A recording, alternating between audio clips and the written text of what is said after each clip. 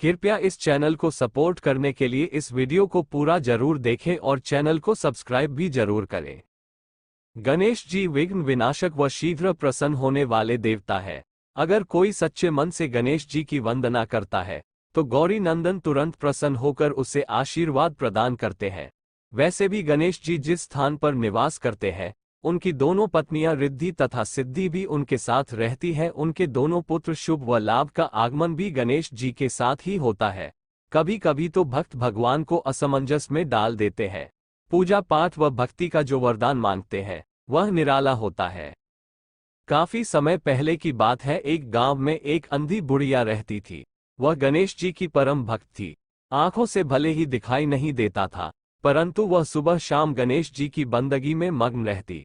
नित्य गणेश जी की प्रतिमा के आगे बैठकर उनकी स्तुति करती, भजन गाती व समाधि में लीन रहती।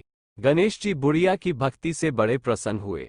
उन्होंने सोचा ये बुढ़िया नित्य हमारा स्मरण करती है, परंतु बदले में कभी कुछ नहीं मांगती। भक्ति का फल तो उसे मिलना ही चाहिए। ऐसा सोचकर गणेश जी एक दिन बुढ़िया के सम्मुख प्रकट हुए तथा बोले, माई, तुम हमारी सच्ची भक्त हो। जिस श्रद्धा व विश्वास से हमारा स्मरण करती हो हम उससे प्रसन्न हैं। अतः तुम जो वरदान चाहो हमसे मांग सकती हो। बुढ़िया बोली, प्रभो, मैं तो आपकी भक्ति प्रेम भाव से करती हूँ, मांगने का तो मैंने कभी सोचा ही नहीं, अतः मुझे कुछ नहीं चाहिए। गणेश जी पुनः बोले, हम वरदान देने के लिए आए हैं। बुढ़िया बोली, हे सर्वेश्वर, मुझे मांगना तो नहीं आता। अगर आप कहें तो मैं कल मांग लूंगी, तब तक मैं अपने बेटे व बहू से भी सलाह कर लूंगी। गणेश जी कल आने का वादा करके वापस लौट गए। बुढ़िया का एक पुत्र व बहू थे। बुढ़िया ने सारी बात उन्हें बताकर सलाह मांगी। बेटा बोला, माँ, तुम गणेश जी से ढेर सारा पैसा मांग लो, हमारी गरीबी दूर हो जाएगी, सब सुख चैन से रहेंगे। बुढ़िया की बहू बोली, नहीं, आप एक सुंदर पोते का वरदान मांगे, वंश को आगे बढ़ाने वाला भी तो चाहिए। बुढ़िया बेटे और बहू की बातें सुनकर असमंजस में पड़ गई। उसने सोचा ये दोनों तो अपने अपने मतलब की बातें कर रहे हैं। बुढ़िया ने पड़ोसियों से सलाह लेने का मन बनाया। पड़ोसन भी नेक दिल थी। उसने बुढ़िया को समझाया कि तुम्हारी सारी जिंदगी दुखों में कटी है, अब जो थोड़ा जीवन बचा है वह तो सुख से व्यतीत हो जाए।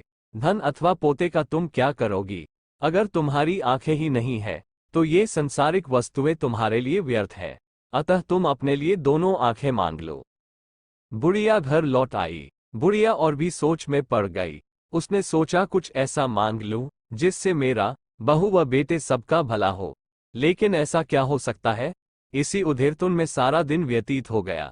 बुढ़िया कभी कुछ मांगने का मन बनाती तो कभी कुछ, परंतु कुछ भी निर्धारित न कर सकी।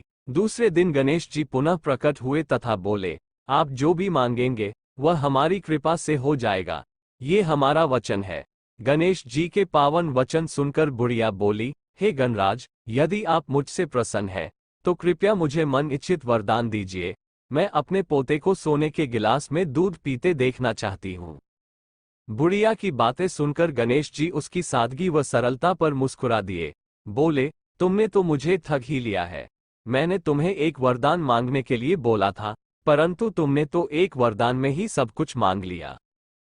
तुमने अपने लिए लंबी उम्र तथा दोनों आंखें मांग ली है। बेटे के लिए धन व बहू के लिए पोता भी मांग लिया। पोता होगा, ढेर सारा पैसा होगा, तभी तो वह सोने के गिलास में दूध पिएगा। पोते को देखने के लिए तुम जिंदा रहोगी, तभी तो देख पाओगी। अब देखने के लिए दो आंखें भी देनी ही पड़ेगी। फिर भी वह बोले, जो तुमने मांगा वे सब सत्य होगा।